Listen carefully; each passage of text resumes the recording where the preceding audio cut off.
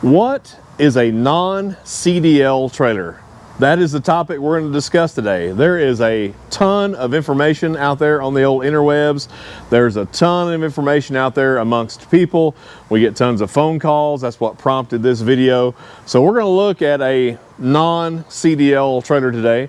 We're going to help answer some questions, hopefully some misconceptions, and give us some feedback on that. Be sure to watch all the way through the video so you don't miss anything. We're going to be talking about every area of what is required or not required to have a CDL or not. So let's get right to it. So the trailer we're going to be looking at today is just an everyday heavy duty, haul your skid steer around. You could hot shot some on this. It wouldn't be great for doing a lot of pallet work. We're going to do a quick walk around to show you some of the specs, some of the features. So come on with me, let's take a look. So 102 wide, has a rub rail on the outside of it, so you can hook your ratchet straps, plenty of tie down points. Drive over fenders, single tandem, so that's very important on the non-CDL. From what I hear, from the feedback I get, you don't want tandem dual because that is CDL always. Single tandem will keep you from getting the flashy blue and reds behind you and that DOT check. So we got single, so that's good. 5-foot dovetail, mini monster ramps on the back. You can put a pallet on here. You can put pallets throughout here. You wouldn't be able to side load from this. The trailer that I see mostly advertised, and this is really where this comes from. I see it from a lot of trailer dealerships. And really what sparked this is one of our viewers, he gave me a call. I believe he was in Nashville, I believe. And he had a question on his trailer, and we got talking about that. And he said, hey, I just purchased a non-CDL trailer in my area. And I said, hey, explain to me what a non-CDL trailer in your area means. I want to see if it means the same thing as a non-CDL trailer in my area. So he went into it, and I asked him what he was towing it with. He explained that to me, and we had a good long conversation. And after we got done talking, he had a bunch of questions.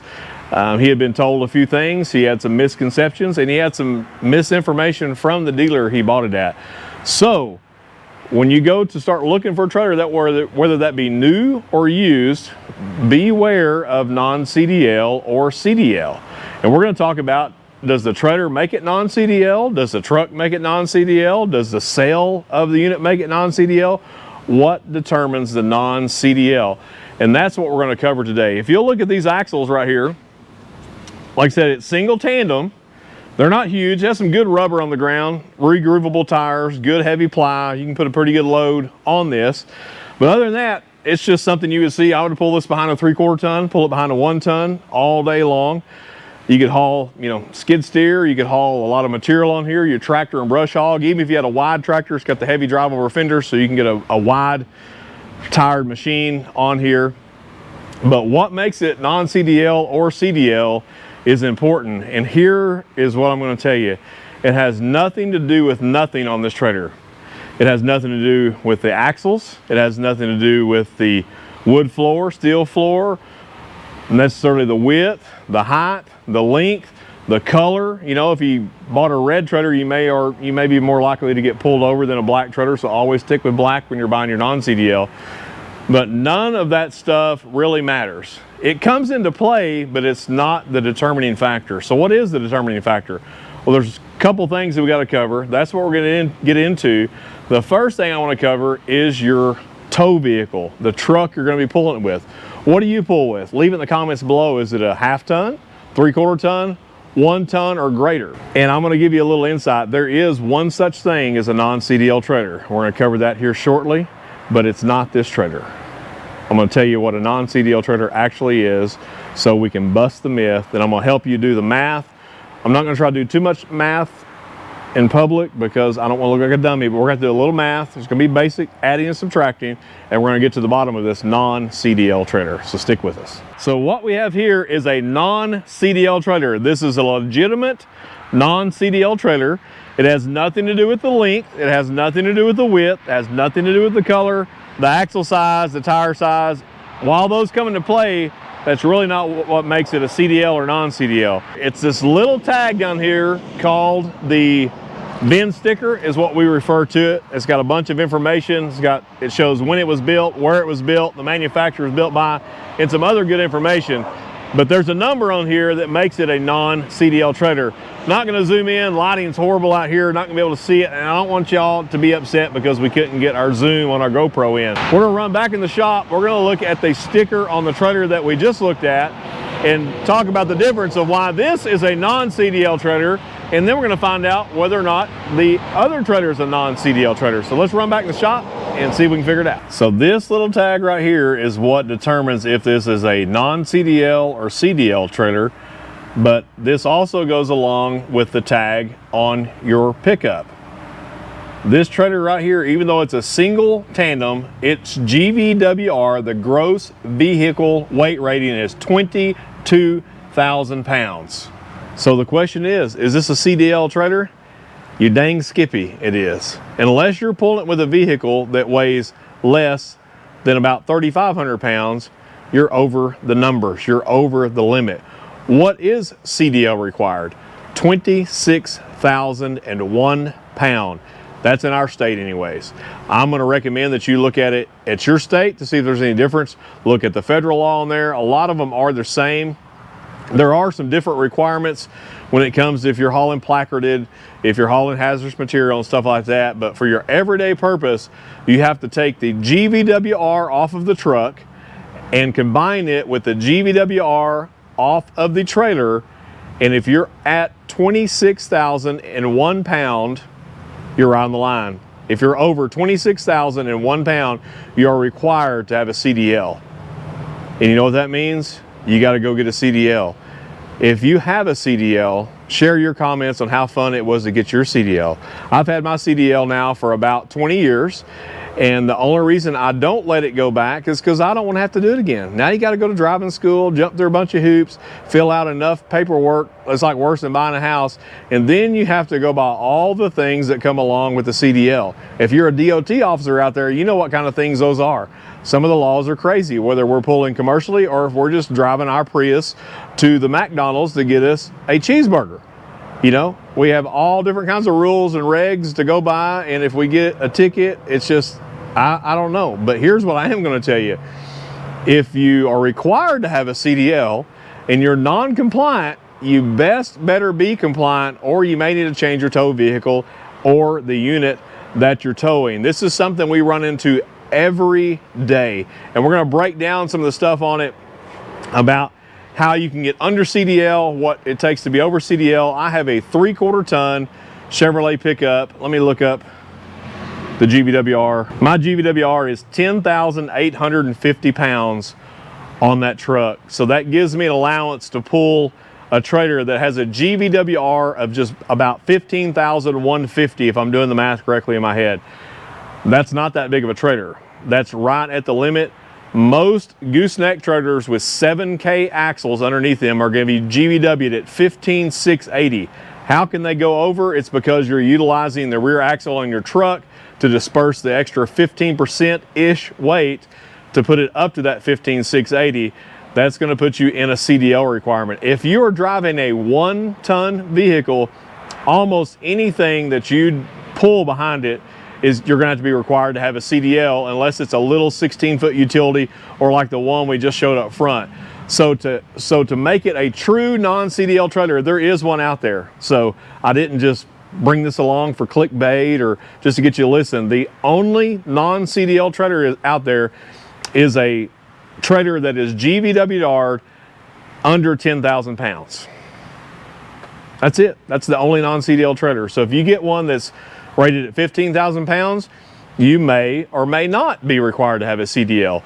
You have to add that number along with the number on your truck, and if it goes 26,001 pound, you better get your CDL. You better make sure you're compliant, because if you get stopped, you're going to get it. And if you've been stopped, share your stories. I know you've gotten it before. We see guys every day. The area I live in, they get a pounded around here. So we have some guys that will derate your trailers. Is it legal to derate your trailer? Absolutely. It is legal to derate the trailer. You can bring the GVWR down on a trailer once it's registered new at the time of purchase. You can bring it down, but with that, there's a problem. There could be an issue that could cause you another issue. That's what we're going to talk about now. It involves some more math. I'm sorry, I know not everybody likes math, but we got to do a little math to cover the basics on that. The most common requested non-CDL trailer that I hear of is really for the hotshot industry. That is your 40-foot non-CDL trailer. Is there a such thing? The short answer is no. There's really no such thing as a 40-foot non-CDL trailer. That trailer GVW is above 10,000 pounds in every scenario. So what makes it CDL or non-CDL is the GVWR of the trailer and the GVWR of the truck. Going to give you a few examples. On my 3/4 ton, my GVWR is 10,850. On your average 40-foot non-CDL single tandem 7K axle gooseneck trailer, they're going to be GVW at 15,680. So when you take 15,680 and you add that to the 10,850, you are over 26,000 pounds. So you are required to have a CDL. But can you make it a non-CDL? Absolutely you can. You can have it derated to bring that number down lower, but here is the issue. When you derate the trailer, the empty weight of the trailer stays the same. So you're not losing empty weight, what you lose is payload capacity. So on a 3/4 ton Chevrolet like I have with a 15,680 trailer, for me to derate that down to stay under CDL, my payload capacity is going to go from 8,120 pounds down to 7,590 pounds. So that's not a lot. You can't put most skid steers on there. That would be a small skid steer today. We see skid steers weighing, north of 13,000 today, depending on which attachments you have on them. So with that, you have to know the numbers. You have to do the math on there. So just don't roll into a dealership and go scoop up a non-CDL trailer. You may be required to have a CDL. So what if you're out there and you have a 1-ton? I had a gentleman come in here recently with a 1-ton that's hauling a 15,680 trailer. You can derate that trailer as well. A 1-ton Ram today, I believe they're around 13.5. I think there's some even bigger. So at 13,500 pounds, you don't have a whole lot to work with on that. At 15,680 and 13.5, those two combined GVWR, you would have to derate that trailer down to a number that would only give you a payload capacity, wait for it, for a 40-foot, that's a lot of deck space, 40-foot non-CDL, single tandem 7K axle, your payload capacity to stay under CDL would be 4,940 pounds. So basically you have this huge trailer, unless you're hauling some type of foam roofing material or something like that, you're going to be CDL required. So buyer beware. If a dealership has an advertisement non-CDL trailer, there's no such thing unless it's under 10,000 GVWR. It's just a marketing ploy. It's to try to get you in there. And unfortunately, from what I've seen for some customer feedback, there's been some guys buy that and they didn't do their homework and they've been stopped. And then you get a non-compliance ticket. You could get an overload ticket. And speaking of overloading, so what if you have that 40-foot and you've derated it so you're legal? You're at 25,999 pounds. You've got it shaved by a couple of pounds. You don't have to worry about it, but you really need this load. You need to go across country. You're going to put a 10,000 pound load on it and you get stopped. And they look at your documentation, they look at your paperwork and say, oh, you're a non-CDL trader, but that looks like a lot of cargo on there. We're going to go ahead and scale you just to make sure. And they scale you and you're 5,000 pounds over. So now you have an overweight ticket. You are required to have a CDL due to the weight you're carrying. You're going to be stuck on the side of the road. May end up in getting a red tag. That's what they give you here. Sometimes the officer will let you take it to a location and drop it off. We have seen it to where they make you park it on the side of the road and bring in a CDL driver or unload the cargo. I think it really depends on if it's going to be a safety issue or an encroachment issue on the highway. It's up to their discretion on that. So the only non-CDL trailer out there, and if you want to argue me, that's fine, but just go do your research, especially if you live in a different state other than Texas. Do your research, see if it's any different, and always compare that with federal law. If you're driving cross country But you have to start with your tow vehicle. So if any of you hot shotters out there, or if you're thinking about hot shotting, before you go out and buy your truck and trailer, do your homework to see if you're going to have that CDL, because with that comes driving school, comes special requirements. There's lots of things you can't do, and if you do get a ticket, there's lots of things you can't do either. You can be subject to surcharges. It could cost you in your hip pocket. So the only non-CDL trailer is a trailer that is less than 10,000 pounds, or the combined total of the tow vehicle and the trailer does not exceed 26,001 pound, then you're non-CDL. You can just go out and rip it, just haul your heart away, and it's okay. And I'm not saying, don't get me wrong, like I said, I've had my CDL a long time. I'm not saying I agree with having a CDL. I agree with all the rules and regs. That's a whole different story. And if you want to come in and have a cup of coffee, we can talk about it like real men. I'm not going to talk about it on here. I don't want to hurt anybody's feelings.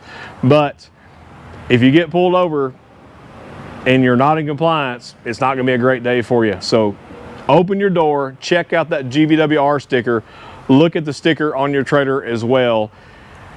The only thing that they may come into play on that is if you're in a farm exempt situation. And when I talk about farm exempt, we'll talk about that another day.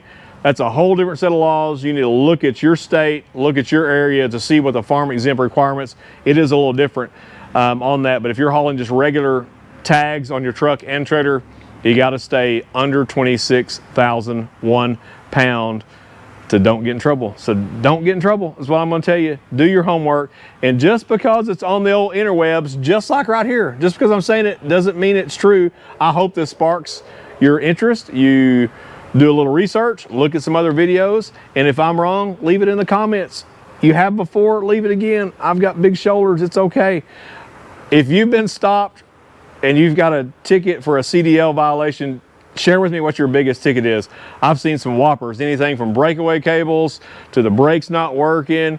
Now don't get on here and rant all day because I can't get through all the comments, but share those with us. Remember, when you go to click to subscribe and like our video, leave us comments for video ideas. We like to hear from you. Thanks for the feedback you're giving us, and we will see you soon.